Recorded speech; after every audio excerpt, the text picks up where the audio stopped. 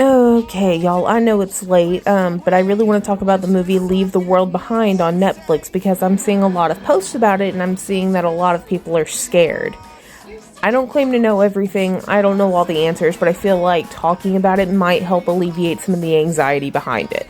And hopefully I can make you laugh along the way. So here's what happens. Julia Roberts and Ethan Hawke and their two children rent out a beach house on Long Island, and some stuff starts happening, like an oil tanker runs up on shore out of nowhere, and then everybody loses a TV signal and internet and cell phone signal and all this, and then the owner of the beach house shows up, and then they're going through all of this together. The animals are acting weird, Teslas are driving into themselves, the oldest boy's teeth start falling out. Throughout this whole movie, they won't stop using the damn rotating camera effect, or what I'm assuming is fisheye.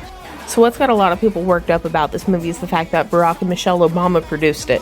They're saying that it's based off of what he saw in his presidency and that it's prophecy and all this other stuff. I don't have a whole lot of memory of his 8 years under presidency, but I don't remember him being big into like fear mongering. As a matter of fact, his whole campaign was run on the idea of hope and change. I can't imagine him wanting us to take this as this is imminent.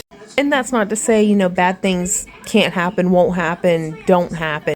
But I also don't think he meant to say this is exactly what's going to happen and we're all doomed.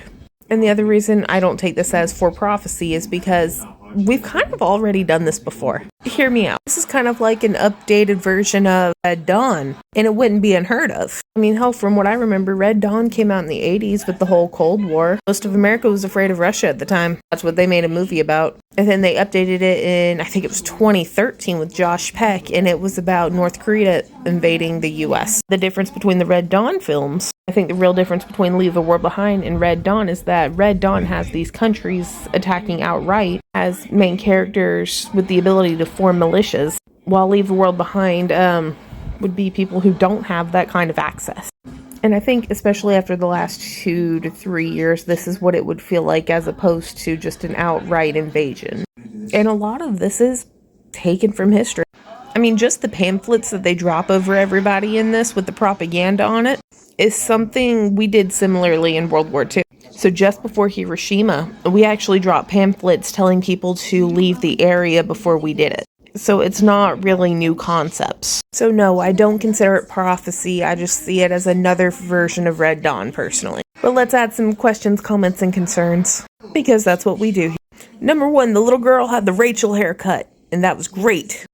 Number 2, why did nobody try a library or a ham radio? Truck stops still sell maps. 6 out of 10. It's gonna